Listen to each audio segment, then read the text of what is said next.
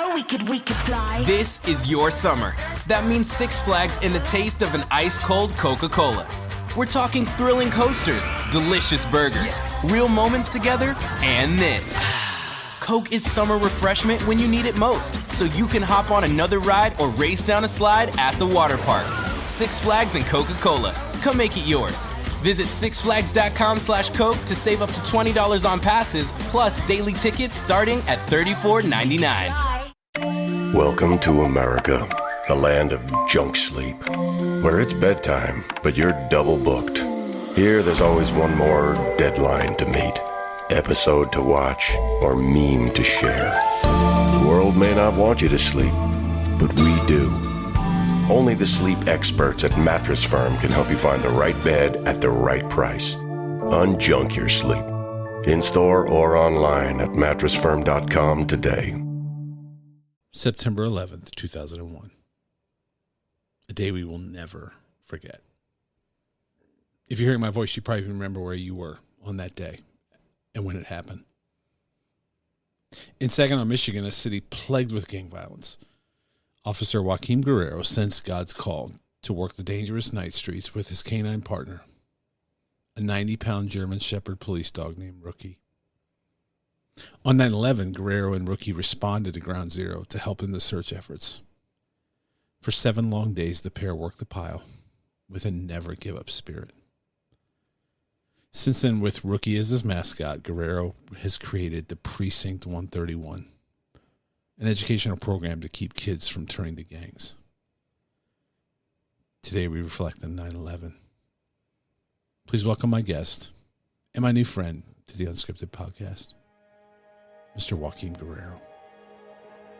Welcome to the Unscripted podcast. My name's Corby LaCroix, and the song you're hearing right now is called Great and Mighty One, available on Spotify, iTunes, or wherever you get your music.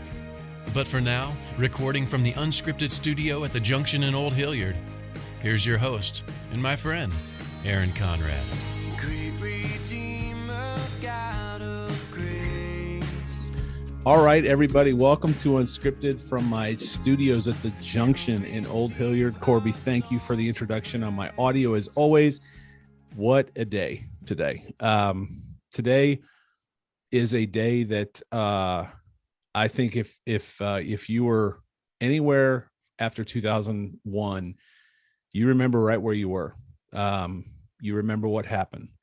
You remember all of it. And so today I wanted to really honor all of those who were affected. We were all affected, but I think the ones that served, the families that lost loved ones, September 11th should still, and I hope always, means something to all of us. So let me go ahead and introduce my guest. Joaquin, please introduce yourself and we will go from there. Okay. My name's Joaquin Guerrero. You can probably see my partner here. This is Little Chief. He's the latest, well, not latest, second latest dog. I got a dog named Storm, but he's 8-month-old and he's too wild. He'd be knocking everything all over with these two in here. So I brought Chief and he's more calm. He's the movie dog. He's the movie star dog right here. There you go. There you go. Tell us a little bit about you. I was born and raised in Saginaw, Michigan. I went to the elementary schools. I started at Westdale, and from there I went to the parochial school, St. Peter Paul, then went to Mackinac Middle, and then I just kind of graduated from Dwight D. Eisenhower with your buddy Kurt there. So there we go. So we got to give a shout out to Kurt Harding, our buddy. Yep. Kurt Harding out of Nashville, who's been on the show, and he's just a friend of show, but he's also just an awesome human being. So got to give a shout out to Kurt. Thank you for arranging this for us. Today, it's special. And I know you're real busy. There's a lot of people pulling on you and making requests to you because you were involved after 9/11. You went. So why don't you let's start at the beginning, because you and your dog Rookie, first of all, you have a book, Michigan and Rookie, that we want to make sure we have all the links up for. So let's talk about Rookie first, and then let's go into maybe 9/11 in a minute. But you made a decision to work in a place that was not exactly safe, even before 9/11. Am I saying that correctly? And can you tell us a little bit about that story? I started working, as my career is, you go to school, you go to college, After you graduate out of college, I went directly right into the field of law enforcement. Actually, it was a competition between who was going to get me or what I put in to go into the military. And I think it's the prayers of a righteous woman. My mom, she was praying. She didn't want me to go. My dad military then, but what ended up happening is they lost my paperwork. And I had already gotten into the academy, and I just got done with the academy, and the military calls me and says, "Hey, we want you. We found your paperwork." I said, "Well, if you lost my paperwork, you're going to lose me. I'm already got a job." And I'm like, they'll tell you, "Well, we can put you in the military too." I said, "No, I'm already committed to a job that I have to do," and that was working for the Saginaw City Police Department. And from there, divine intervention. I started out just like divine intervention, right? Say that again. I think that's divine intervention, because as I understand the story, you felt a call to work the nights. Is that correct with Rookie? Yeah.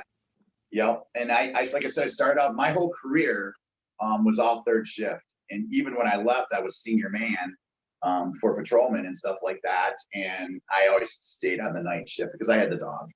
Yeah. And when I started out, just like everybody else, patrolman, worked my way up as a detective. I then was reassigned to the FBI and worked for the Federal Gang Task Force. I was part of the gang unit in Saginaw. We had real bad gang problems in Saginaw, and we were trying to put a clamp on it. And then lo and behold, they wanted to bring back the dog program. And I was approached by a sergeant of mine and says, "Hey, that's something you ought to put in," because they knew I already was training dogs on my side and, doing stuff, reading them, and then doing obedience classes and taking my dog there. So that'd be the perfect job for you. But I really liked the gangs, and I really liked, doing dogs. And I just prayed about it, and God, just opened. I says, "Well, it's in your hands, Lord." And he opened the door, and thus we restarted the Saginaw City Police Canine Program. It hadn't been at that time it was big, like 95. This was all going on in 94. And then 95 is when they reinstated the dog program after 20 some years. And there was 2 dogs. There was Rookie and Mohawk, and they were brothers. So they started out with 2 dogs, and then my dog was Rookie. And then thus started the career with Rookie. And then Rookie was kind of, like I said, he was what you call a full utility dog. That meaning he did building searches, area searches, evidence searches, handler protection, tracking. His specialty was narcotics. So that was his specialty. And then we worked the streets. We also developed a program because a lot of times when you're doing it, those that are canine officers know you're always getting called to do PR work with your police department. And I kind of came up with a program called Precinct 131, and it was Say No to Gangs, Guns, Drugs, and Violence. And that was going through that because we had that remember Daring Great was going on during that time frame, and Daring Great was more or less for the middle school kids and the high school levels, kind of going into that, where there was nothing for our elementary children from kindergarten up to 4th grade, 5th grade, depending on what school you were at. So I developed that program, Precinct 131, Say No to Gangs, Guns, Drugs, and Violence. And we went in there and we did a big, huge, like kind of a production thing with the dogs. I would do a demo with the dogs, puppet show, songs, saying no to gangs and stuff like that. But I used children. I used youth, educating youth. So I had the high schoolers, because they had to do, those that were in high school knew you had to get your National Honor Society hours. So they would apply those to that to earn those, and they would come to the school with me. We'd set up the production and do that. Well, lo and behold, and this is kind of a really cool story here, is that when we were doing puppets, I wanted something for German Shepherd. We never had anything on all the puppets, the different types of bad guy that, just to get to educate the kids, but they didn't have a German Shepherd dog. So I then went and called Puppet Productions, because that's where you would order a lot of the big face puppets. And I make a phone call, guy answers the phone. I kind of tell him who I am and what I was doing and everything. And he's like, "What do you mean by we don't have a German Shepherd dog in there?" I'm like, "We don't." So he kind of pulls his catalog and he's going through it. He goes, "You're right. They had Basset Hounds, they had Hounds, they had, you name all different types of cats, whatever. They didn't have a German Shepherd dog." And then he goes, "Do you know who I am?" And I'm like, "No, I just called the phone and it's a salesperson." He goes, "No, I'm the president and founder of Puppet Productions. Wow. My name's Bill Hawk." And I'm like, "Really?" He goes, "Yeah." He goes, "You ever hear of McGruff?" And I go, "Yeah." He goes, "Well, I created McGruff." Wow. Like, McGruff the crime dog, right? Yeah, McGruff the crime fighting dog. Okay, all right, yeah. that the fight, you see him, he's like he's a bloodhound. Right. And there was Gilbert the puppet. You see him big. He's in the big Christian church where a little boy rides a bicycle and everything. Because I created McGruff, and I'm like, no way. He says, I like the concept of what you're doing. He says, I'm going to make your dog a puppet out of your dog, based after your dog. Wow. And we worked together, and they made that, and that went nationwide. And then you see them, it says, it's based on the looks of Rookie and everything like that. And it's used to this day, in there for puppets and stuff like that. It's Rook, the German Shepherd dog. Did they? So they named the dog Rookie? Yeah, Rookie. Yeah, his name. They named it Rookie. That's awesome. Based after Rookie. It looks like him, everything. And and there's some photos. I don't know if I had it around here, but if you go on there, you'll see it in the archives of Saginaw News. I'm sitting there holding this puppet. That's fantastic. Next to Rookie, man. It looks just like him.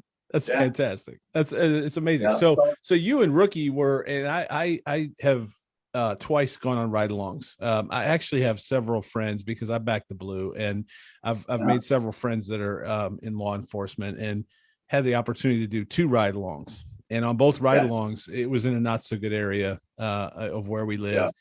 And the one time we did I was just riding along, but my friend did had a suspicion of a vehicle. They pulled it over. They called out the canine unit, and those dogs are amazing. It is unbelievable how they can scent the scent. I don't even know what I'm talking about, but at the end of the day, it was incredible because this dog went right to the place that it needed to. It was incredible. And then they actually took me back to their facility and showed me how they train the dogs. Again, remarkable. How did you get into the what were you a dog person before? I don't know how to, that's probably not even the right. Welcome to Unscripted. I don't know if that's the right way to say. I kind of raised German Shepherds and had them. Okay. And that's why that sergeant goes, they knew I had German Shepherd dogs and stuff like that. And I did these. And then he says, well, yeah, it's something you ought to do. And I'm like, it was torn because I liked doing what I was doing, working with the gangs, and then going there. So it's kind of funny. You look at your career, kind of laugh, because I went from the gangs to the dogs, and everybody kind of laughs. You're supposed to go up, kind of makes it the way it sounds. But right. So my background was, so you got it. Background was I had dogs as pets and stuff, and trained them and did obedience. So I kind of had the concept. I did the schützen with them and then the stuff like that, but I never did the police training. So when I went in there, they brought in people that on a board that interviewed us so that would be non-biased. So then they came in and had all these 10 questions, and then you had to answer them. And I scored out of that. I think we had a lot of officers that put in for it in the department, and out of that, Ruben and myself became the 2 top officers to get the dogs. So I'm kind of fascinated by it. So what is a typical day for a K9? What was a typical day prior to what we'll talk about in a minute, and that's 9/11. But prior to that, what's a typical day for a K9 officer? For what, I still do what I do as a K9 officer now, because I have my dogs and stuff. Let's say my sleeping cycle was nights, so I'd work. So when I go home, I'd go to bed. When I get up, I'd give them their breakfast. So then they would be fed. Then throughout the day, I would do whatever I needed to do with them, take them, break them, work on a little bit of obedience and stuff like that. I have my gear, check my gear, make sure, because we had take-home cars and that. So you kind of make sure your car is up and ready, vacuumed and cleaned for them. Check their gear, make sure their leashes aren't cracked or any damage done. After a while, they get worn out from getting wet and damp and stuff. Then I would just do my normal stuff around the house, like you normally would. The dog they stayed. Our dogs stayed in the house, so you'd build that bond. Okay. They didn't sleep in the bed or anything. They had their crates, or they could sleep, on the floor. But they were part of the household family, so that it just makes it a lot better, because it's kind of like if you set the dog outside, they kind of know, because they're pack orientated. They kind of feel like they'll be desocialized in a way. It just depends on the programs that they're doing, but us, it worked great for that's how we were taught at K9 Academy to do that. And it was mandatory our dogs stayed in the house, because that was one thing they checked, which you have problem dogs staying in the house. There's certain guidelines. Is your yard fenced? Because your whole life turns upside down. It's like you brought home a newborn baby, and that's what you are. But he doesn't talk, but he needs the needs. You got to feed him. You got to take care of him. You got to make sure he's groomed and cleaned. And, you know, if he gets into a skunk, you know, you got to clean him and bathe him. You don't want to bring him in, you bring all that garbage in there. So your whole world just changes, because now you not only are you responsible for yourself on the street and the officers, you got to take care of a partner, which is a dog. And so the dog lives in your home? Right. That's fascinating to me. So yeah, unlike most of the other guys at night, when they go home and they say goodnight to their partner and go home, you take your partner home with you. Yeah, it's 24 hours, right? Yeah. Wow. So 24/7, 365, you guys are together. Yeah. So wow. Yeah, and that's the bond that a lot of times some officers don't quite understand until you work canine, because you're doing double the work. Not only in general, they think, where does it get to do this? No, you don't realize I still have to I'm mandatory responsible for my calls in my sector, my area, that I still have to write. Along with when you call me over to assist you, I have to write another report. So we're kind of doing double the work in a way. Sometimes somebody will say, oh, I got that call, let them go, or somebody else will fill on it. Depends what it is. Right. But if it's a canine call and it's a serious call, they won't stack it. If it's a report call, they'll stack it. And when you get off done doing that, you just go back and go over to, meaning a report call. If you had a breaking and entering and there was nothing there, a car larceny, somebody broke in there, you'd stop and do a knock and talk and then find out what's going on, take the report and ship it in. But if it's an in progress call, then the other officer will respond that, because I'm responding to maybe an armed robbery, and that might be a domestic. So they'll send another car in place of that. Fascinating. Honestly, it's fascinating, because I think we see canine units, we see, you know, in all our local neighborhoods, and I don't think any of us realize how much goes into that. And that was one of the questions that like I said, I do have a few friends that send me some texts that wanted questions. So I might circle back, and we might have already covered it, but I do have a couple of questions in my text, but we'll get to that in a little bit. So 9/11 happens. First of all, where were you when 9/11 happened? And then, so let's start there. Where were you when 9/11 happened? When 9/11 happened, I think everybody will always remember the day of what happened. 100%. On that day. I was actually in court. I had a court case, juvenile court case. And usually when they're bringing the juveniles up back from holding to go through the procedures, and we did our court case and to decide what's going to happen when they're at the hearing, and they decide once it's done, you know. So we're sitting back in the area, and it's like the break room area, and everybody's standing around by the break room. They're looking at the TV, and I have to walk up. I go, hey, what's up? And they point, they go, check this out. The plane just hit the towers. I'm like, what? And, you know, that was that first plane. So you're looking, and our case the hearing had already been adjourned. And so they already so I just went back there to just fill out some stuff. And then I was getting ready to take off. So I'm kind of watching everything unfold on the TV up in the screen and that, and everybody's like, holy smokes. So by the time I get home, I'm listening to the radio as I'm driving, like, wow. Because then by the time I get in to my house, my parents have to be staying because they just sold their house the day before up at Hubbard Lake, and they just sold it the day before to a pilot.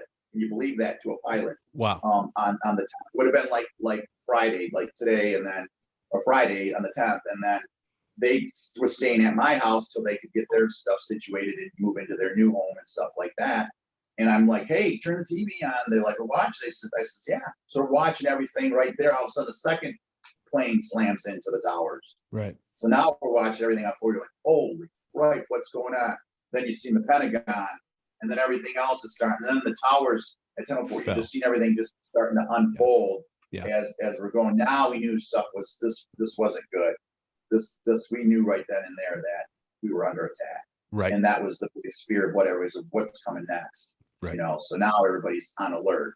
Mm-hmm. So I mean, even our emergency management was going crazy because they didn't know what to do, because now everybody's fearing. So they got to start preparing and get stuff ready, start calling in people if something does happen, and because we didn't know how the people were going to react. Right. Right. Yeah, nobody knew what to do. Right. I mean, we didn't know, is the whole world is the whole United States under attack? You know, what's next? Who's next? At that time, it was just kind of glued to the TV. Yeah. And so I'm looking, I had two buddies that were there that were New York officers and stuff. And now my concern is I see, and I knew they had to be there. One was a state trooper, and the other was a New York officer. And so I'm like, oh God, and Cyril was right in the midst of that. He worked right down in Manhattan, lower Manhattan, where everything was. And so I'm thinking, my gosh, I know he's there. And then you see the towers come down, and you're like, oh, right, you know. Right. So now you're kind of concerned about that. So the next, as everything's trying to unfold, I'm trying to get a hold of our emergency management. Then I was able to get through and get a number. And then I was able to get through, and finally emergency management said, yeah, come on down here. But the chance of me calling emergency management when everything is all chaotic I always say it was God. Right. Because there's no way that Joaquin Guerrero is going to dial emergency management for New York and a guy's going to go, hello, emergency management, you know, how can I help you during the time of everything is just in total chaos. So was this the day of? This was the day of? The next day. We're still watching. Nobody's going. I'm trying to get numbers. Finally was able to get a number call that afternoon of the next day, because I left that evening, that next night, going in the morning and headed out driving there. So, and that was a question I know somebody had for me. You volunteered. Right. You just packed it up and headed that way. Yeah, they said, I told them what I had. I had K9. He says, get them here. Because they knew right then and there they needed dogs. Because I didn't see what went on, but they were there. They knew the sheer destruction that was there. So they says, yeah, we need them, because the more dogs, the better, because I'm just going to be going 24 hours nonstop. So I contact my department, said, hey, they need dogs. They want me. Go. They said, go. So we can't pass it. I don't care. I got vacation time. If you have to use it, whatever, I didn't care. I just packed my gear up, got everything that I needed, and then headed to New York. Wow. So you, if I understood you right, you took vacation time, but you basically said, I'm going and I'm taking Rookie with me. And then eventually the department, they granted it back because of what had happened. Because at the time they didn't know. Okay. And then, so what I did is I said, use my vacation time for the time frame. And then eventually what happened later on. And that wasn't that. They did. And that wasn't a judgment on your department. It was more of a question of, you just went. You said, I'm going, and you went. I just went. They said go. They granted it. If it was called, DD time where you don't have no time or whatever, I said, I don't care if I don't get paid. I'm not worried about it. We're dealing with a serious situation here. Because everybody wanted to help out the best they can. And I think that's important, because at the end of the day, 9/11 was the worst of us, or not the worst of us. It was one of the worst things that's happened to our country, obviously, but it brought out the best of us, because people like yourself said, you know what? I don't care. I don't care what it looks like. I don't care if I get paid. I'm going. And, not everybody could go and serve. And we'll talk a little bit about what you did when you were there, but all of us, we held a door for someone. We said we were sorry. For a minute, the United States was kinder to one another. You know what I mean? And people were, we were quickly reminded what's important in life, I think, is what I take away from 9/11 is, and I still try to remember this, because we quickly can move away from it and get back to our business and our own stuff. Right. But I think when 9/11 happened, we became very aware of each other and other people, and we cared. Someone like yourself said, I'm going to go help, and I'm going to do what I can. So first of all, thank you for your service in that time, because I can't imagine what you even experienced when you got there. So let's talk about that. Like, when you got there, what were you faced with? Yeah. After emergency management already told us that we would report to Giant Stadium. So you drive through, we get across, we get to Giant Stadium, and everybody's staging there, because we had to wait to get an escort across. Because at that time they had already gotten threats that there was a possibility that the bridges might be blown. There was just so much stuff going on. And they wanted to make sure they were escorting. I mean, you're talking security wise, are these guys legit? Could these guys be there to set stuff up, do things? So they wanted to make sure they seen us, got our names, got all our information, and they took us down. Mm-hmm. And once we went down to ground zero, we met at, there's this high school that's there. I can't think of the name. I think it's like Sylvan or Sivan or something with an S. That was kind of the mini incident command center there at Zero. The real incident command, the main one, was at an unknown location. They wouldn't give it out because of everything what had happened. And if there was a second hit, and if they knew where it was at, they were afraid they would have lost all communications of everything. Sure. So we were at the high school. We checked in. They knew we were there. We gave them all our names. They took information off our credentials and stuff like that. And then I went from there to that they took us down to the pile. They escorted us down. We went down to actual ground zero itself, the pile. So when you hear that term, the pile is where everything was at, where it was the whole zero. Right. So when we went down there to that point, there was another kind of half shift incident command station, staging center, they called it. And they have what they would have there would be your battalion chiefs were there of the fire department or whoever could be there that would be in charge.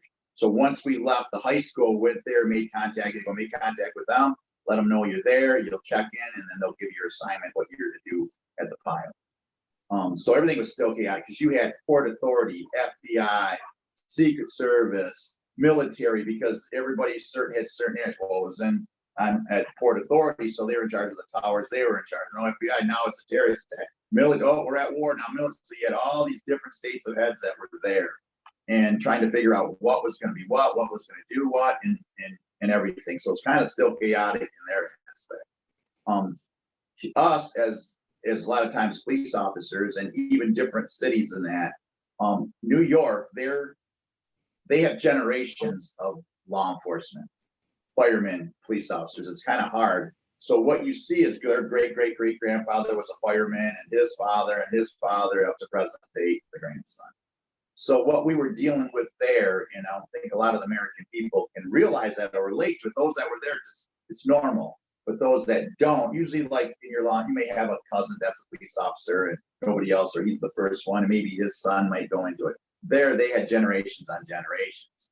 Well, what happened is when those towers came down, they lost the fathers and the sons. The grandfathers were coming out of retirement to assist and set up incident commands and out there work, because now you had boots that were the younger ones. Gosh. And then the dads that were that's stuff that people don't kind of realize, because like when we do a job, your dad doesn't. It doesn't unless you're a generational farmer and something like that, or whatever, iron worker. But in that law enforcement field, you're going generation upon generation. So now you had grandfathers coming out, standing there and doing the job, because they knew how they lost firemen that knew how to work those pumpers and the emergency ESU units and stuff like that. So they got wiped out when the towers came down. Wow. So that's what we were dealing with there. So, oh man, I have a million questions now. But when you took Rookie, my understanding, Rookie was trained for, you said narcotics, right? Was he also trained? Because help me understand. When you arrived, you were looking for people. You were on a recovery mission for people. Is that correct? Okay. So how was he ready for that, or like how did that work? Well, what happens is you have two types of dogs. So you got like dogs that can find live people, and then you have cadaver dogs that will find deceased people. Well, deceased meaning like bone type skeleton. Those are your cadavered bodies, been passed away or deceased for a day, couple days, or months, or whatever. You're dealing with bone fragments and that. Since it was so, how would you say? It just happened. We still had live people, so you still had live odor. Right. So the dog would still indicate on the human odor of a person that could be in a cavern or buried underneath something. So it'd be no different than a guy hiding in a box or behind a door, or in the woods somewhere. So we were kind of doing an area search. You would clear the area. I call it area evidence search area. So you're searching, and the dog would indicate on the human odor. And then once we indicate on human odor, you'd bark or scratch at it, we would check that location. Cadavers would do the same thing, because their specialty is like bone, teeth, because they have that odor, that human odor. So as if it would be like something that could have been 6 months, a year, 2 years, dog would be able to find something like that. Our dogs might get a residual hit if it might catch a whiff of it, but they're not a cadaver dog. So Rookie was looking for survivors, and then human odor of body parts. Did you guys have any success? Yeah. You did. And It was That's awesome. It's hard to when you depict or try to explain to individuals. We weren't finding people like you would see, like, oh, somebody's laying there and they're deceased. We were finding parts. Oh, so we gosh. were finding hands, feet, Wow. a portion of flesh. Oh, man. So you can only imagine, was they guesstimate about 3,000 people that perished, that were just went through a tumbler and then scattered. You're talking 16-acre radius, pile 40 feet tall, 7 stories deep. Wow. And that pile was dangerous itself, right? There could have been, what was it? Hot, what do they call them? Flashes or? Yeah, you would get a flash of what they would, because see, Y2K was only just a year ahead of us. So everybody had to prepare for, remember Y2K, but what's right. Y2K, everybody thought everything was going to crash and shut down. End of the world, right? So they had to prepare, and they had all the diesel fuel, the gasoline, everything at those towers to maintain everything, because that's our trade market system. Everything worked out of that World Trade Centers, right? Because of the money exchange and all that stuff. So you can't have that go down, because it's going to shut everything down in the economy wise. So that's why they had that's why it burned. That's why you see the photos of the smoke billowing. Those are of all the diesel fuel, the gasoline, the oil that was stored to run it, because they didn't know how long, so they had to have an X amount, and then the vehicles that were underneath in the parking ramps, and the subways that were down underneath there. And then you had the materials from the inside the building, the clothes, the couches, the chairs, everything that was in there, that was burning too also. So you guys were, you could feel the heat, right? When you walk up there, it was like 85, 90 degrees, just you could feel the heat. It was hot and warm. Wow. Yeah, and it was incredibly dangerous, because it was unstable. It was unstable. Wow. Right, yeah, because anytime we walked out, that's why they had us check in. So when we would check in, we would check the dogs in, they would take their vitals and everything, they'd get our names, we would go out. When we come we'd come off the pile, they would have to check out, so they knew who you were. So we still got a guy out. Where is he? Well, if you didn't check out, now everybody's looking for you because maybe you fell through, and now they got to try to rescue you. So that's why it was so important that you checked in. One guy forgot one time, and he got distracted for something, and they found him, and he got his butt chewed, because everybody, they stopped everything, and now they're looking for a guy. And then he just happened to somebody had said something, and he walked away for a second and didn't check out, and then they did a head count, and then where is he? And he was sitting there talking to somebody, and oh no, they heard his name, and then he's like, oh boy. Wow. So we had that happen one. That's amazing. I don't think many of us obviously have that kind of perspective on what was happening there.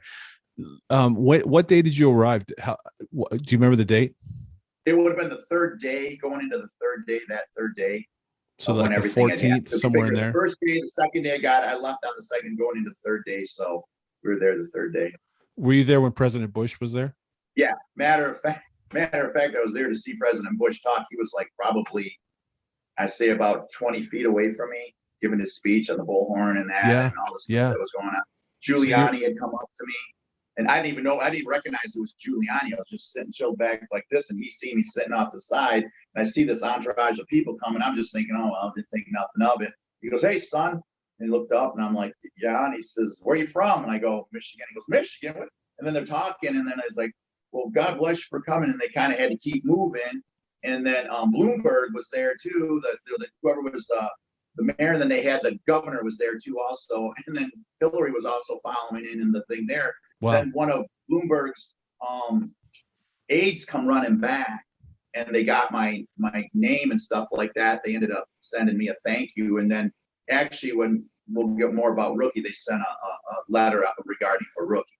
Wow. And we'll share a little bit more about that. And I'll go more in depth in that. I want to jump ahead on stuff. Sure.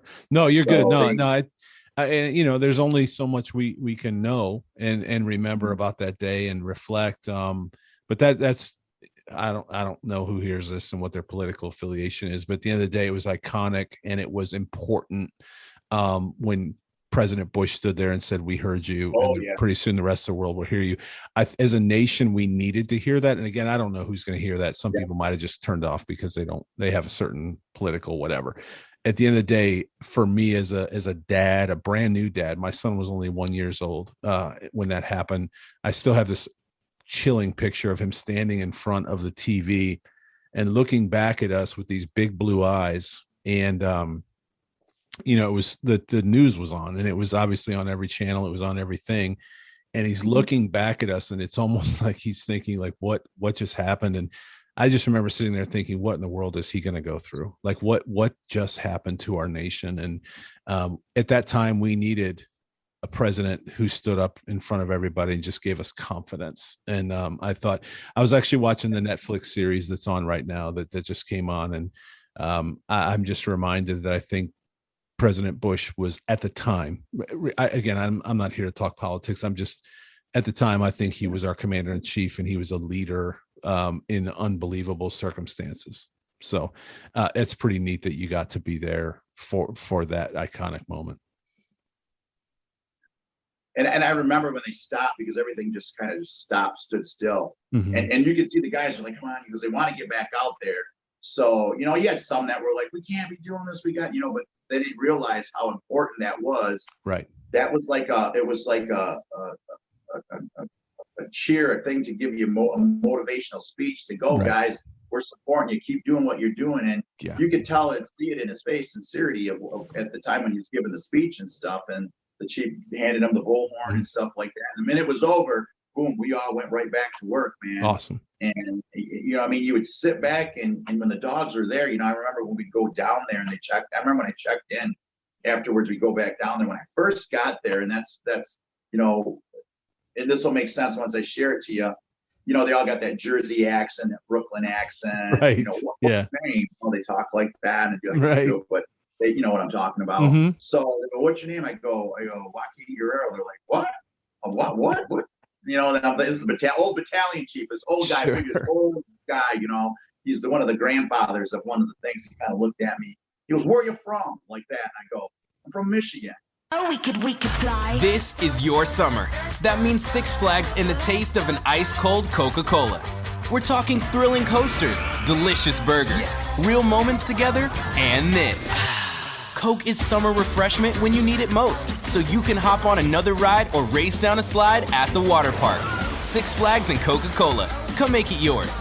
Visit sixflags.com/Coke to save up to $20 on passes, plus daily tickets starting at $34.99. Texting privacy policy and terms and conditions posted at textplan.us. Texting enrolls for recurring automated text marketing messages. Message and data rates may apply. Reply stop to opt out. The pandemic has been hard on all our kids. New studies show more than 1 in 3 children who started school in the pandemic now need intensive reading help. That's right. Millions of kids in kindergarten through 3rd grade in the United States cannot read at grade level. Here's the good news. Your child can be reading in just 30 days, guaranteed, with Hooked on Phonics. Even if your child has been struggling, Hooked on Phonics will teach your child to read in just 30 days, guaranteed. And right now, you can get started for just $1. Text the word GRADE to 323232 right now. Hooked on Phonics is highly effective and incredibly fun, and everything can be done right from home and in less than 20 minutes a day. For more than 30 years, Hooked on Phonics has been the proven learn-to-read program that kids love to use. Text GRADE to 323232 and teach your child to read in just 30 days, guaranteed. Text GRADE to 323232 right now and get started for just $1. Text GRADE to 323232 now. Text GRADE to 323232. He goes, well, that's your name now. We're calling you Michigan. So that's the name. So New York, right? So so that's why I said Michigan and Rookie, Guardians of. That's why you've seen. That's where the name Michigan Rookie. So every time I'd sit back, that guy he never forgot me. Because it was all the time. And there's like, where's that guy? Because I was always sitting off to the side there, and they would be yelling dog, and I'm like, holy smokes, I'm waiting. I just come off. I think I sat down for about 30 minutes, yelling again. I'm like, what the heck? So I get up, and the guy goes, they hear Michigan, like that. I come up, I'm like, yeah. I just got up. We need you back out there again. So I go back out there again with Rook.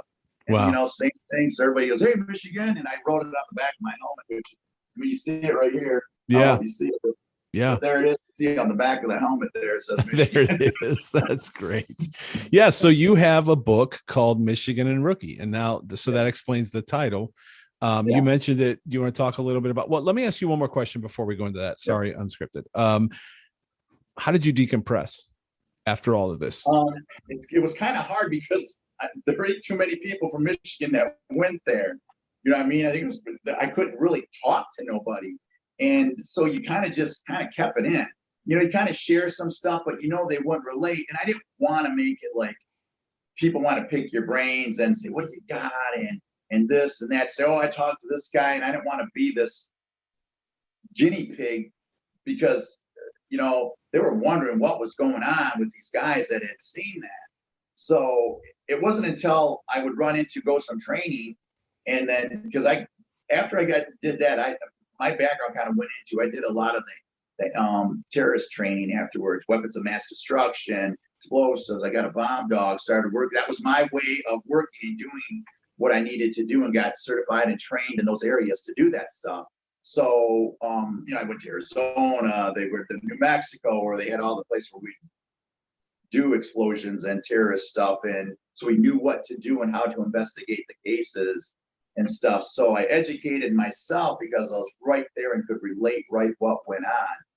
And, so when I would go there or somebody would say I was there, it was, oh, wow, we'd start talking because they didn't have nobody to talk to. Mm-hmm. And then it was like you sang like a little canary, like a bunch of talking. Right. Oh, yeah, remember this? Oh, yeah, I remember that, So that was my way of kind of decompressing. I would kind of share stuff, but a lot of stuff you don't get to really share because people couldn't relate to some of the stuff because they weren't there. Yeah. And it's kind of like I always say, you knew the ones that were there because you had that stare.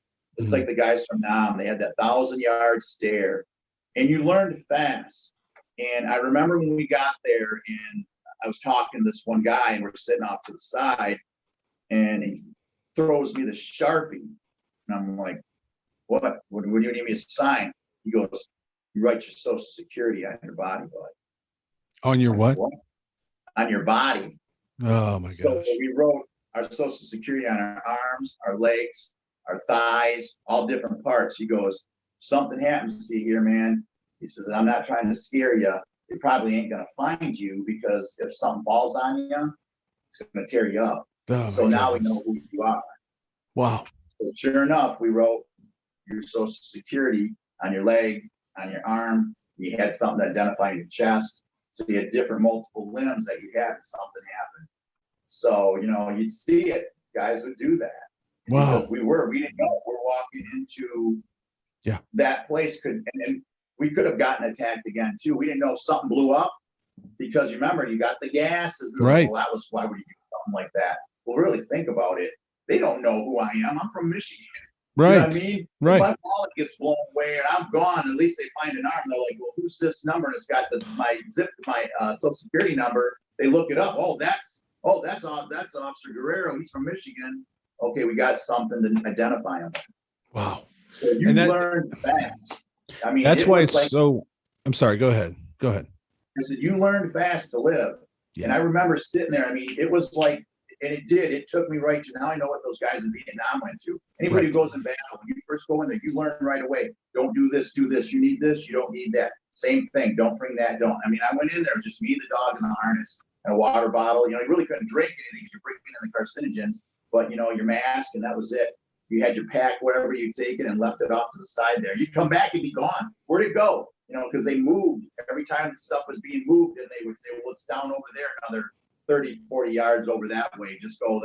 You'll see it. It's off to the side there. Wow. So you go over there and get it. So there was just little things. Another thing, you would come in, and where we're from, we don't have tall buildings. Mm-hmm. It's just, I think our highest is the Second National Bank. It's about 70. Let's say about 70 feet up, big or more, could be that. They're just not big buildings like you see skyscrapers. Yeah. So I remember you're sitting there and you learn fast and you're watching. And I remember some kid come up and he's leaning up against the building like this. He's kind of just sitting there and you could tell he just got in, he's fresh and everything. And I tap him, I go, what? And he looks at me, he goes, what? And I said, I pointed up like that. And he goes, what? I go, you don't want to stand there. He said, that glass breaks, I'll cut you in half, dude. Oh my goodness. Get away from it. So where you sit, you always look where you're at. because anything could fall and cut you in half or kill you or crush you, because everything was so unstable. So you were always constantly, I mean, you were in 100% survival. Wow. 360, your head was spinning just like a top. And that's why I think it's so important that not only for the victims, not only for those that served and our first responders, not only for the families, man, there are people that came and like yourself who dropped everything they had, dropped everything they did and went and served in unknown conditions. Completely, like what you're telling me right now is something none of us ever consider. We just all talk about, well, never forget, man. That's why we never need to forget, because that was massive. And there's a lot of people that served in unbelievable conditions. I mean, what you're telling me right now is like blowing my mind. I never knew, you see the pile and you whatever. And we heard, President Bush on the bullhorn and, but man, I don't know, unless you were like yourself, boots on the ground there doing the service every single day. I don't know that a lot of us can get our head around what you were actually going through and what we had to go through to get the place back to where we are today. And thank God we're there. But man, my mind is blown. So let's get to Rookie, because you wrote the book. And I don't know if those two go together or how. Let's talk about Rookie and maybe that ties into the book itself. Yeah. Rookie was a workhorse when we were there. We were probably putting in 12 to 14 hours a day, give or take a few. Sometimes it could be a little bit longer, 16, just depends on what the day was and what we were doing. And then a lot of times we would rest. They said, well, where'd you sleep? Sometimes we slept right there on the streets. That's why you see a lot of photographs of the guys chilled back and the dogs are laying next to them and guys are curled up and stuff. And you would eat that they would bring, a lot of those, and a lot of the restaurant businesses went under because they gave all what they had to feed the first responders. And we got fed very good food because, what was going to spoil anyhow, so they're making it. What people don't realize, there was no power, no nothing there for several days. Wow. So everything was running on generators. Fires were still burning because the hose lines and everything was broken. They couldn't get that. Fire trucks are totally demolished. There's a photo that you see that they got all those fire trucks all lined up that are off crutch from when the towers came down. So they had no fire trucks. They have 5 boroughs there in New York. They have ESU units. Those are like kind of SWAT emergency guys that can do building stuff like that. 4 of them were, they said 3 of them were damaged to unrecognizable. 1 was halfway through, but they only had 1 good one. So they were down on that stuff. And then they had the bodies that the people that worked those that weren't there. They had to call people in from the academy to kind of come in there and do that, to help assist, because they didn't have enough boots to work that, because everything was just, they had to protect this, do this, cover this. They still had the vaults down there at World Trade Center with the gold and silver and everything. So you had to protect and guard that and get to that so that wouldn't get stolen. Oh my God. So there's a whole bunch of stuff that you don't even know behind the scenes that went. Right. So with Rookie, he would go in, go out. When we first got there, there's another little story. We got there, the dogs had to have their protective pads on their feet, their booties. I left my booties at home. I remember as I get there, I'm like, oh man, they're sitting right on my counter. I remember I forgot, I grabbed these and I walked out when I left and they grabbed them. So when I got down to ground zero, the dogs are always checked in at a MASH unit. It's a mobile medical hospital. And they take their vitals and they look at them, they do all that stuff. And then I'm like, you guys wouldn't have to have any booties, which they're like, booties, what are you talking about? I says, feet protection, like shoes, boots for the dogs. They're like, no. And I'm like, okay, this might sound silly now, because I'm talking to some female veterinarians and vet techs. I says, you guys wouldn't have to have a Kotex pad, would you? And they go, what? I go, Kotex pad. And they're like, you mean a Kotex pad? I go, yeah. Right. Go, why? Right. I go, I need that. I'm going to make a booty out of it. I can put it at the bottom of my dog's foot. I need your vet wrap right there. So then we put the Kotex pad on the bottom and we wrap the foot in that vet wrap, or that, that Klingon type stuff that you see made out of stretchy rubber. And that went on there. Well, then they go, they're like, God, that worked pretty good. I said, well, what I need now is you need to put a booty call out for us to get some booties for the dogs. So thus the booty call kind of went out, and completely then different kind. Start to float in, it's kind of hilarious. But then you'd see it. Remember on TV? Remember the news article that's like, hey, if any of you guys there, they need booties down there, and then they look at the booty call. So yeah. You got to clarify. You got to clarify. That would have been a whole nother. Anyway, that's a different show. Yeah. So, but it's kind of you got to laugh at some stuff. That's right. That's right. And I hate to laugh on a somber thing, but yeah. And so Rook was there, and he did those times and stuff, and they loved him. He did also dog therapy work down there. And that was kind of cool because he was a therapy dog. Also, I trained him to do therapy work. So he was down there, and you would see the firemen and the police officers just get down like at his level and lay there, and they would sit there and just talk to him and like, dude, when you go out there, this guy, can you find my brother? And that's what was heart wrenching, because you got to find my dad, or you got to find my mom, or whatever. Yeah. And they'd have these personal little talks, and the dog would just lay on their lap, and they're just talking to him. And this is what he looks like, and this is what he's, and he just desperate, right? Now they would just open up to him. It was their way of, and they were venting, and they were crying. They're desperate. Yeah, because they didn't know. They knew that that dog had a tool that we as humans, that no machine or anything could do, and it was his nose, the olfactor of that dog. Right. Wow. So, and you see there's photos in the book I took of some people, their feet giving them water, and then fireman's laying down there with them. He's consulting with them and talking to the dog, and it's just really heart touching to see that, and that the dogs were there, and even when we were still resting, we were doing work that way too, therapy work. So, wow. And you were there for 7 days, correct? Did I read that somewhere right? Yeah, in between there working, and then I had the days of travel, and then I had a rest day. That rest day was a tough day because my buddy, I found my buddy. I was able to make contact with him, and then actually I was able to stay a night at his place. Nice. A couple nights there, and I'd go back and forth, take the subway, and then I'd stay down there and go back and forth. And he's the one, he goes, dude, he knew it already, because he was still working the outskirts and that, and every now and then he'd stop in and he'd go down with me and that. And he goes, dude, you got to get out of there, man. He goes, you can just see it. I had that 1,000-yard stare. He'd go like this, and I'd be sitting there at dinner, and he's like, hey, get back here, man. You're at zero. You need to come back here. I'm like, I got to get back. He goes, no, you need to chill, man. You're going to fry your brain.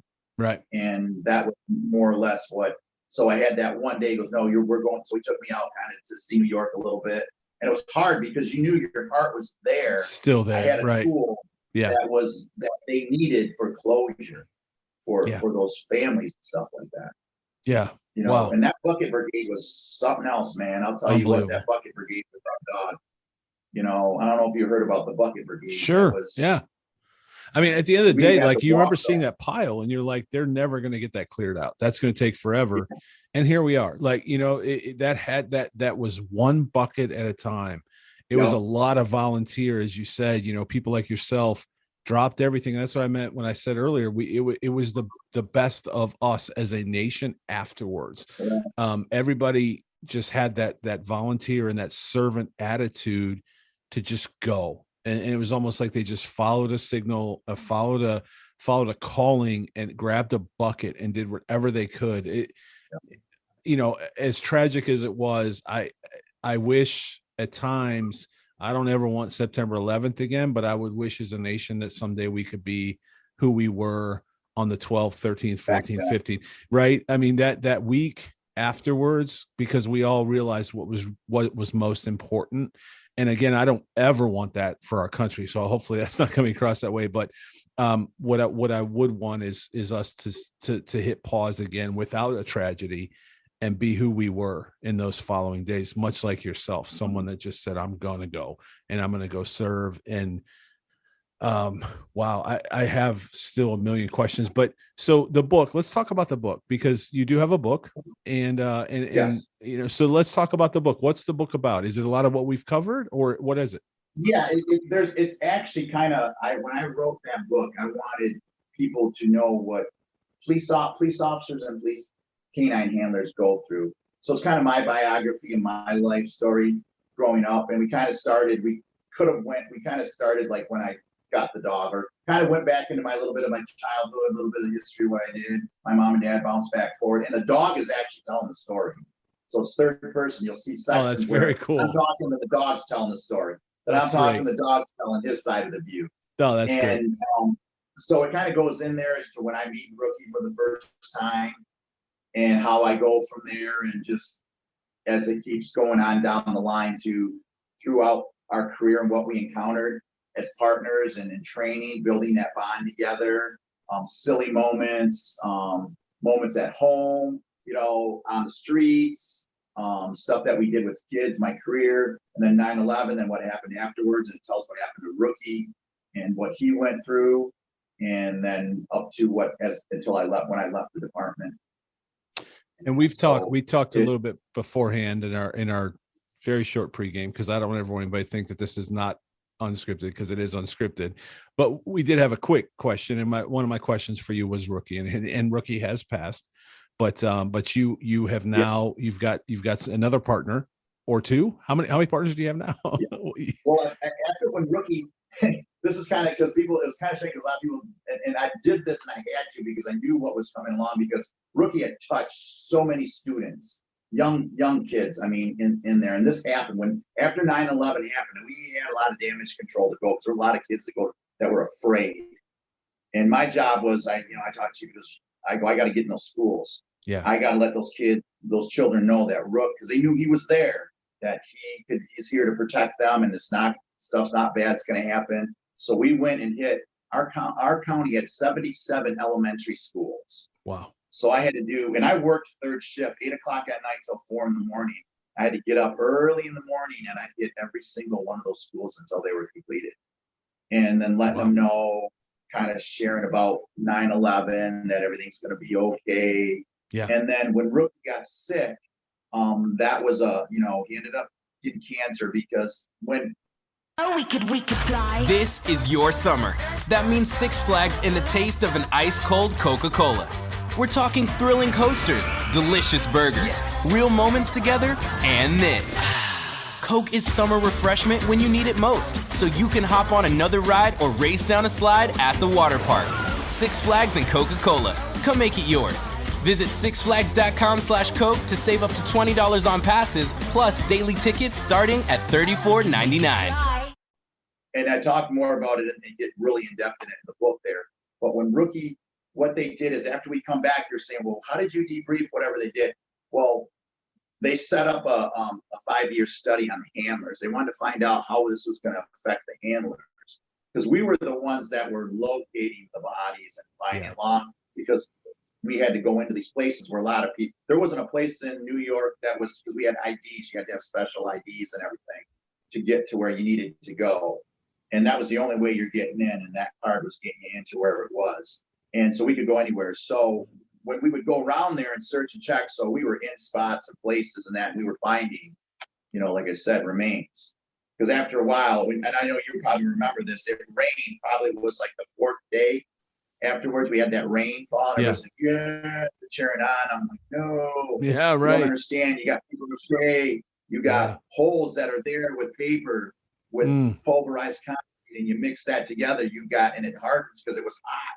And it was dry, and it made paper mache. So you're walking, you'll go right through a hole not knowing, because it was a false floor. Wow. So that was not good in the aspect. So there's another one of those things that you had to worry about, that some people didn't even, they probably over there, rain, never thought, I never really looked at it like that. Right. So when they got back, they wanted to do a study on us. So Pennsylvania University set up the study on the handlers. So they had us do swabs in our mouths, so to do DNA, to see what our DNA was going to be like, if it was going to fluctuate, and see if it changed in any way. And then they had us do these questions so we did it for a 5-year study. It was a controlled study. And then they would get their outcome of what was going to happen with the handlers and how they reacted after all this. They always did it on the anniversary of 9/11 for 5 years. So during that, we were into the 2nd year going into that. I think it was IMS wanted to do another study on the dog, same thing, a 5-year study. So they wanted to do it on the nasal cavity of the dogs to see how it affect the dogs. And so thus then they're like, okay, so they had to get a hold of us. We did it. So it was all at the same time they were doing all these studies. So in order for us to, before they would give IMS our information, they had to check with us. Say, would you like to participate? Because it's private. You're dealing in like a medical, so it's HIPAA laws and stuff. Mm-hmm. Yes, I had no problem. So a lot of majority of the guys did, the ones that they could track down that they had good contact with. And so they got us. We were in that. They came in and then they contacted me. Well, in that time frame, this was like around Thanksgiving, my dog developed an abscess tooth. So this was that was like around Thanksgiving, just after Thanksgiving, around that time. They call me like around end of Thanksgiving going into December saying, hey, would you be willing to do this test? And I'm like, yeah. I go, well, my dog's got an abscess tooth. Like, don't worry about it. We're dealing in the nasal canal. So it's the tooth. We're looking at the nasal canal. So I'm like, oh, okay. So they had all our health records and stuff for a veterinarian. So they'd seen the dog's bill of health and everything. They knew what it was. So they shipped us to tell us where we had to go, flew us to where we needed to go get the MRIs done and stuff like that. And so we got back and they says, don't worry if you don't hear from us, because it was during Christmas time. He says, once we get through the holidays, because it's a controlled study, one radiologist, one veterinarian that's going to read everything. And then they come out with what the output is, and they could study it for those X amount of time. So after the first year, they would see what was going on when they did it. Well, after the first year, going into that January after 9/11, going in there, they contacted us. And my vet calls me and goes, he says, what's up? What's going on, Joaquin? How are you at? I'm like, good. I go, hey, we getting ready to pull that tooth? He says, well, where are you at? I go, I'm at home. He says, I got some news for you. And I'm like, well, what is it? He goes, you know that study that they're doing with IMS? He says, they contacted. He says, Joaquin, he says, we're not dealing with an abscess tooth. He says, your dog's got a tumor the size of a lemon. Oh, man. The size of what? I go, you didn't? He goes, I don't know how. He says, this is crazy because we did x-rays and there was nothing there. And that was only 3 weeks ago. This MRI was done, like I said, over 3 weeks ago. And now that thing's the size of a lemon. They're saying it's aggressive. Yeah. And this thing is growing and now bells and whistles went off. I'm like, well, how long is it only there? They said, we don't know. Joaquin, we don't know. Wow. He says, it was serious because now you got a controlled, we're already in a one study, and now we're already going into that study that half of that year when the IMS wanted to start it up, and then he develops that. And it was like, I think it was 2002 or 3. I can't remember my dates. It's just been, it's 20 years. Sure. So you try to get everything down in the book and stuff. But they said, but IMS wants to save that dog. They want to save Rook's life. They know this is going to need some surgery in that, and they want to save it because now they can prove whatever their study is that you got a 9/11 dog here. If it's in the dog, there's going to be more dogs showing this. Yes. Could it be people? Right. That was the big thing. Is there people? Is it affecting the people? Because see, the animals don't live as long as we do. So I'm assuming people would assume the dogs would already be dead before anything would show up in the dogs. So that's where the catch is at. Plus I had 2 dogs down there. So I had the sister and the brother. The sister never was in blood sister. They were the same, mom and dad, just a year apart, but the same parent. So that one didn't have it and this one had it. So there was no way, well, no, I got the sister. She was there too telling me. So there's no way. So you don't think it was, if I understand you right, you don't think it was related to? Yeah, it wasn't like a genetic thing that was there because I contacted my breeder broker that dealt. He's like, no, we've never had any issues. We'll pull all our records, show you, we got everything. Because these dogs are all, they're pedigree line. They can't, so they had that. And that was the big thing. And after a while, you're looking at something that just in a matter of weeks, how does an abscess tooth turn into a grow? I mean, I'm telling you, it was a lemon, the size of a good medium-sized lemon, right in that mandible area. So you do believe it was related to Ground Zero? Yeah. Because I had buddies that. And let me ask you this, if you don't mind, and I there's a rule I have on Unscripted. If you ever want to just say pass, you can say pass. How are you? Were you affected physically at all by Ground Zero? And I'm not trying to open up some big thing. I'm just curious. Are you good, or did you feel effects as well? When I got back, and I'm an avid runner. I would run. I love running. I couldn't run no more. My lungs were shot because of all the junk that we breathed in.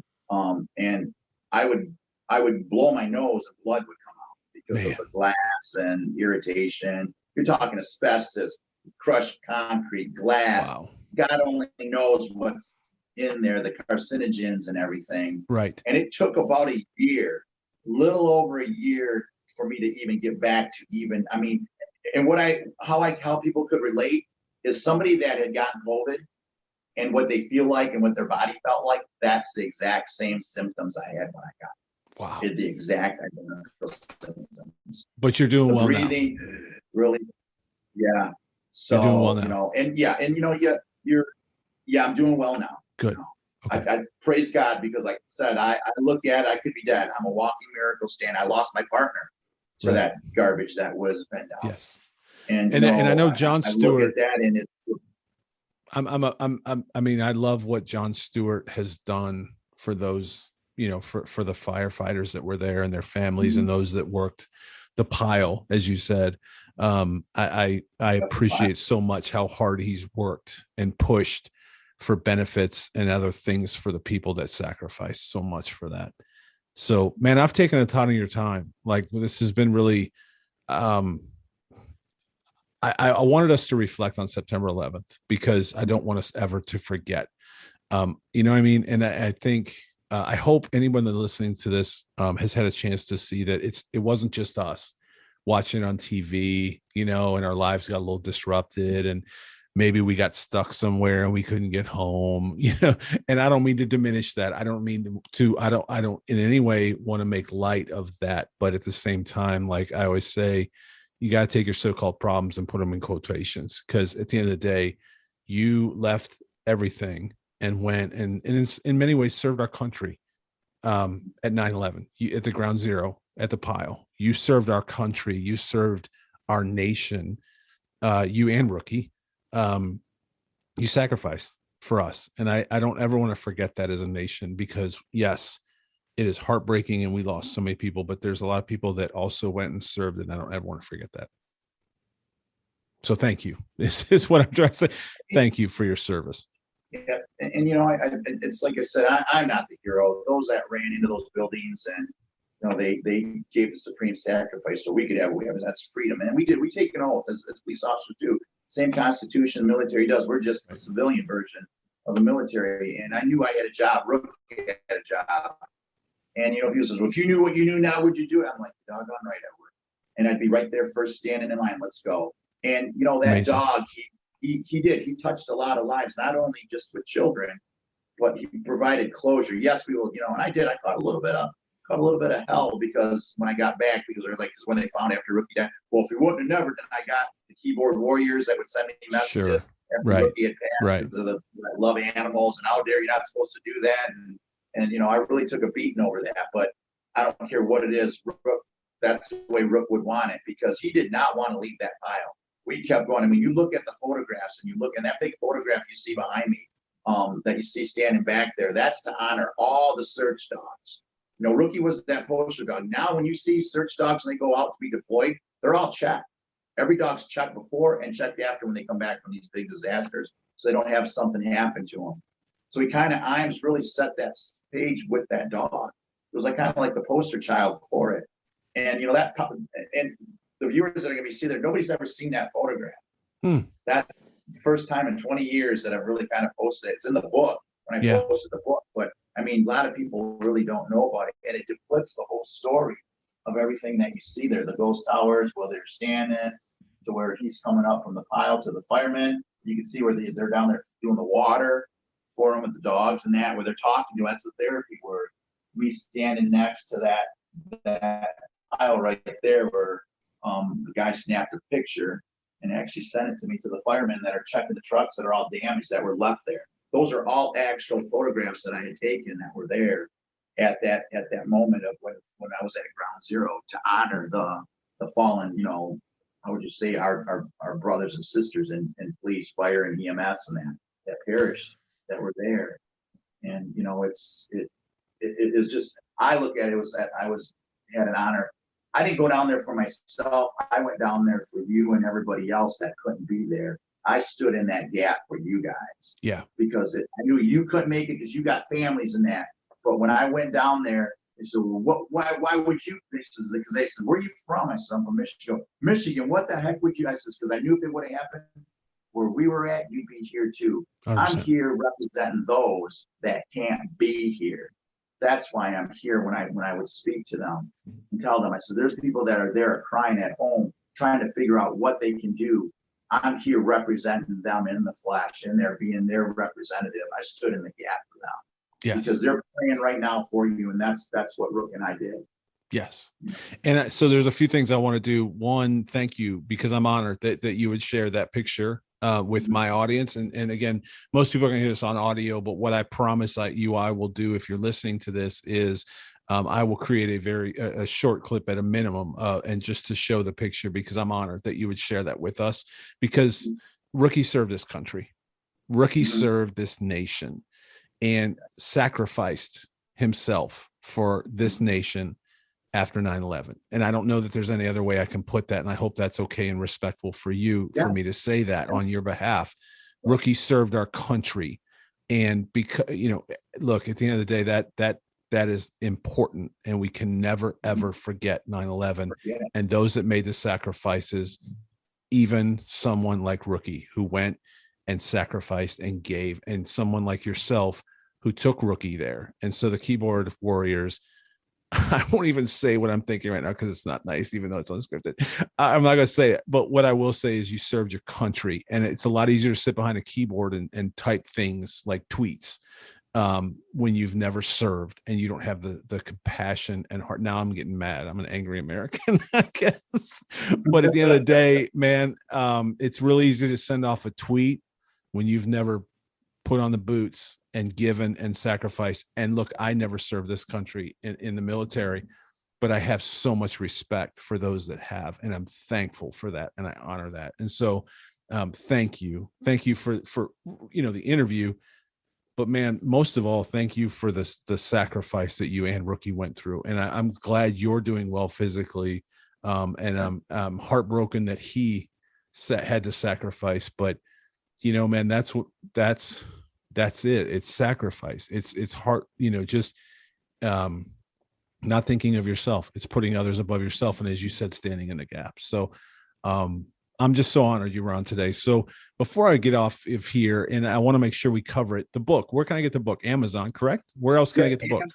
Some are, there's on Amazon. It's like a book company. You can order it through them. If you search, and then it's also an ebook, you can go in there. So there's two ways if people want to get the ebook. It's the Nook or whatever, how they got the different names from. You can look it up and get it downloaded that way also, and buy it that way. If I'm at books, I'm not sure. I'm in Michigan, so a lot of times I'll do book sales, but I can get you the information, and then they can just order it and then if they go through their book companies, they'll be able to track it down. Awesome. To be able to so they can find the book if they want to buy it and get it. And I'll have the link in this post to this podcast. So anybody listening to this podcast, just go check out the narrative, and there'll be a link in there, because I want to make sure that we support you and the book and Rookie. I mean, again, you guys made a sacrifice, and the book is called Michigan and Rookie, right? Yeah, Michigan and Rookie, Guardians of the Night. Michigan and Rookie, Guardians of the Night. And I do know I found it on Amazon. So that's Michigan and Rookie, Guardians of the Night. Go Amazon that right now if you're listening, and go get the book. Support him and everything that he's done, and just coming on the show, man. Thank you so much. You're welcome. I think I might have lost your audio. Are you still there? I'm still here. Can you hear me? The audio went really bad for a second, so I'm not. I think you're still there, but Can you hear me now? There you go. That's a little better. So, man, I just want to thank you. Thank you for coming on. I know you've been very busy. I know you're very much in demand right now to come and tell your story. And I'm so honored. I'm thankful for our friend Kurt that connected us, but I'm so honored that you would come on and just and share and reflect on something that, look, at the end of the day, it's not easy. I mean, like you said, that can't be easy to go back and revisit those times and those thoughts. But I think it's important for us, and I'm so thankful and honored that you would share with us. great. Anytime you need me or whatever, don't feel free. I mean, I got the other dogs are up and doing stuff. Little Chief, like I said, he's up and running, doing movies now. There you we go. got into that. That's another story. So there you go. Well, my friend, I'll be thinking and praying of you. This is going to go up tomorrow, which is the 10th. I'll be thinking of you on Saturday because, and in the days that follow. And I'm just so appreciative of you and your time and everybody listening, go get the book and, let's honor Joaquin and Rookie the best we can. Thanks for joining us for another episode of the Unscripted podcast with your host, Aaron Conrad, from his studio at the Junction in Old Hilliard. Make sure to like, share, follow, and review on your favorite podcast platforms. Also, make sure to check out my song Great and Mighty One on Spotify, iTunes, or wherever you find your music. We'll see you next time on Unscripted with Aaron Conrad.